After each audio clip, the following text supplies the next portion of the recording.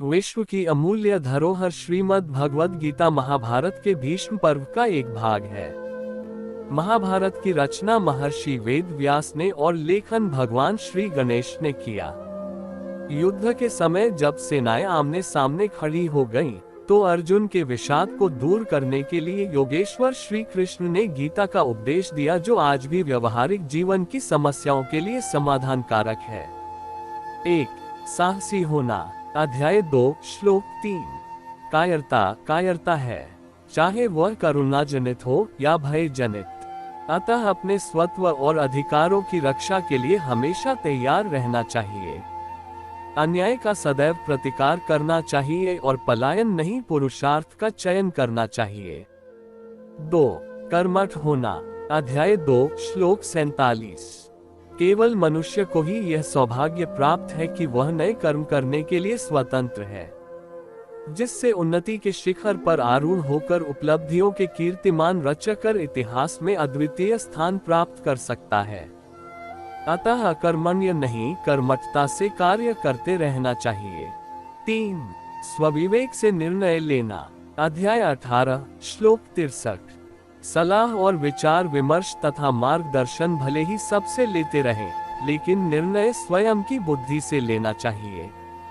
श्री कृष्ण ने अर्जुन को पूरा ज्ञान देने के बावजूद यह स्वतंत्रता दी थी कि वह स्वविवेक से निर्णय ले और कार्य करे। पराश्रित नहीं, स्वाश्रित होने का आह्वान कर व्यक्ति को स्वावलंबी एवं आत्मनिर्भर बनने का संदेश दिया है। 4. मधुर और हितकर वाणी। अध्याय 17 श्लोक 15। तब 3 प्रकार के बताए गए हैं, शरीर, वाणी और मन। तीनों का उपयोग लोकहित में करना चाहिए। वाणी मनुष्य की सबसे अच्छी मित्र है। इससे व्यक्ति सारे संसार को अपना मित्र बना सकता है या शत्रु बना सकता है। अतः बोली की महत्ता, शब्दों का प्रभाव और वाणी को नियंत्रित और मर्यादित रखें। 5. दुर्गुणों का त्याग करना। पाखंड, घमंड, अभिमान, क्रोध, कठोर वाणी और अज्ञान, इनसे मनुष्य को दूर रहना चाहिए। सद्गुणों को अपने जीवन में उतारना चाहिए, जिससे जीवन में परम शांति का अनुभव होता है। 6. ज्ञान पिपासु और जिज्ञासु होना। अध्याय 4 श्लोक 34। सच्चा ज्ञान आसानी से नहीं मिलता, क्योंकि केवल सूचनाओं को पढ़कर ज्ञानी नहीं बना जा सकता। इसके लिए विशेषज्ञों के पास तथा विधा पारंगतों के पास विनम्रता और श्रद्धा पूर्वक हमें जाना चाहिए। तभी सही लक्ष्य एवं वास्तविक शिखर स्पष्ट दिखाई देने लगेगा। 7. व्यवहारिक ज्ञान में कुशल। अध्याय 4 श्लोक 11। मनुष्य को व्यवहार करते समय बहुत सावधान रहना चाहिए, क्योंकि जैसा व्यवहार करोगे वैसा ही तुम्हारे साथ भी होगा। 8. निर्भय होना। अध्याय 2 श्लोक 37। निर्भीक होकर कर्म करने से असफलता भी कीर्ति, यश और मान दिलाती है। भयग्रस्त मन मस्तिष्क से किए गए काम में सफलता मिल भी जाए तो वह सम्माननीय, वंदनीय नहीं हो सकती। 9. व्यक्तित्व का विकास। अध्याय 2 श्लोक 56। आदर्श व्यक्तित्व वाला व्यक्ति विपरीत परिस्थितियों में विचलित नहीं होता। राग, भय, क्रोध जब समाप्त हो जाते हैं तो व्यक्ति स्थिर बुद्धि वाला हो जाता है तथा वह संकट और संतापों से प्रतिकूलता और अनुकूलता में संतुलन बनाए रखेगा। 10. स्वयं के प्रति उत्तरदायी। अध्याय 6 श्लोक 5। अपने उत्कर्ष एवं अपकर्ष के लिए मनुष्य स्वयं उत्तरदायी होता है। दूसरे का अहित किए बिना स्वयं का उद्धार अपने प्रयत्न और बुद्धि बल से करना चाहिए, क्योंकि मनुष्य आप ही अपना मित्र और आप ही अपना शत्रु है। 11. वफादारी से कार्य करना। अध्याय 9 श्लोक 22। यह एक व्यवहारिक सत्य है। जो व्यक्ति अपने स्वामी की कृपा का चिंतन करते हुए पूरी ईमानदारी और निष्ठा से काम करता है, उसे स्वामी का पूर्ण संरक्षण मिलता है और स्वामी सदैव उसकी सुख सुविधा का ध्यान रखता है। 12.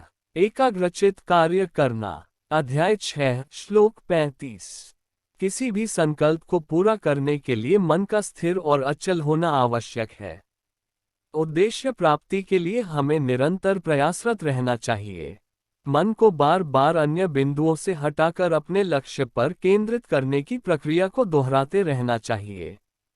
इस प्रक्रिया का चमत्कारिक प्रभाव देखने को मिलता है और कार्य तल्लीनता से संपन्न होता है। इसलिए लक्ष्य के प्रति रुचि जागरूक करना चाहिए। 13. तनाव रहित रहें। अध्याय 2 श्लोक 11। आगत विगत की चिंता से मुक्त होकर कर्मपथ पर आगे बढ़ते जाना चाहिए। घटनाएं प्रकृति के घटनाक्रम की कड़ी हैं और वे समयानुसार घटती रहती हैं। अनावश्यक चिंताओं में उलझना जीवन के अमूल्य समय को नष्ट करना है। इसलिए तनाव रहित होकर अपना कर्म करते जाना चाहिए। 14. प्रकृति और पर्यावरण की रक्षा। अध्याय 3 श्लोक 11। पृथ्वी, जल, वायु, आकाश, अग्नि, वनस्पति आदि जीवन के आधार स्तंभ हैं। इनके बिना जीवन संभव नहीं और हमारी संस्कृति में इन्हें देवता माना गया है। सृष्टि में साम्य बनाए रखने के लिए जीवन, जगत एवं प्रकृति में साम्य जरूरी है।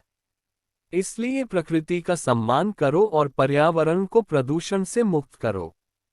15. स्वकर्म को प्राथमिकता। अध्याय 18 श्लोक 45। दूसरे का कर्म यदि अपने कर्म से श्रेष्ठ भी प्रतीत हो तो भी अपना कर्म त्याग कर उसे अपनाने के लिए आतुर नहीं होना चाहिए। अपने कर्म में प्रवीणता हासिल करके उसी में अपनी पहचान बनानी चाहिए। स्वकर्म को करते हुए ही सिद्धि प्राप्त की जा सकती है। 16. संचयवृत्ति का त्याग। अध्याय 3 श्लोक 13।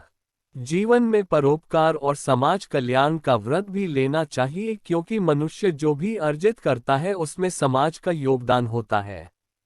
इसलिए समाज का भी उस पर अधिकार है।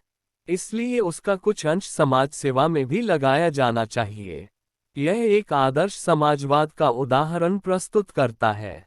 17. राग द्वेष रहित जीवन। अध्याय 12 श्लोक 13। किसी भी प्राणी से राग द्वेष न रखें। अध्याय 11 श्लोक 55। बैर भाव रहित होकर रहो। अध्याय 5 श्लोक 25। सभी प्राणियों का कल्याण करो। ये तीनों सूत्र 3 महामंत्र हैं, जिनके आचरण करने से व्यक्ति और समाज शांत और सुखी रहेगा, क्योंकि बैर भाव, राग द्वेष सारे झगड़े फसाद की जड़ है। 18. कठोर प्रभावी नीति से प्रतिद्वंद्वता का सामना। अध्याय 4 श्लोक 7-8। 2 प्रकार के व्यक्ति होते हैं, सज्जन और दुर्जन। जब तक सज्जन जागरूक और सक्रिय होते हैं तब दुष्ट अपनी दुष्ट प्रवृत्तियों से समाज को त्रस्त नहीं कर पाते। लेकिन सज्जनों की थोड़ी सी निष्क्रियता और उदासीनता दुष्टों का प्रभाव बढ़ाने लगती है। फिर सज्जन बचाव का मार्ग अपनाने लगते हैं और हताश और निराश होकर सद्कार्यों को छोड़ समाज को दुष्टों के भरोसे छोड़ देते हैं। दुष्टों पर नियंत्रण रखने और अपना कार्य जारी रखने के लिए कठोर और प्रभावी नीति अपनानी चाहिए। 19. स्वस्थ तन, स्वस्थ मन। अध्याय 6 श्लोक 17। जीवन में प्रगति के लिए मन मस्तिष्क के साथ साथ तन का स्वस्थ रहना भी जरूरी है। कोई भी कार्य शरीर के द्वारा किया जाता है।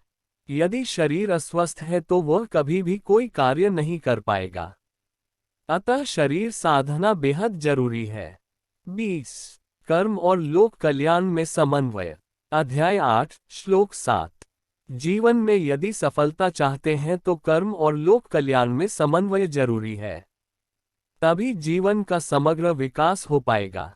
दोनों में से यदि कोई एक ही कार्य करते रहे, या तो लोक कल्याण या कर्म, तो दोनों ही स्थितियां कभी भी आदर्श नहीं मानी जाती। इसलिए इनमें सामंजस्य होना जरूरी है। 21. चारित्रिक बल से आदर्श नेतृत्व। अध्याय 3 श्लोक 21। कोई भी राष्ट्र केवल आर्थिक, वैज्ञानिक एवं तकनीकी प्रकृति से उन्नत नहीं हो जाता जब तक कि वह आध्यात्मिक एवं नैतिक रूप से सबल नहीं हो, उसकी प्रगति अधूरी है। वर्तमान में भारत के पास सब कुछ है, परंतु धीरे धीरे नैतिक और चारित्रिक बल की कमी हमें महसूस होने लगी है। अतः चरित्रवान बनकर आदर्श नेतृत्व प्रदान करना होगा, क्योंकि जो श्रेष्ठ पुरुष आचरण करते हैं लोग भी उनका अनुसरण करते हैं। अपने आचरण से ऐसे मूल्य स्थापित करने चाहिए जिनसे अन्य लोग प्रेरणा ले सकें।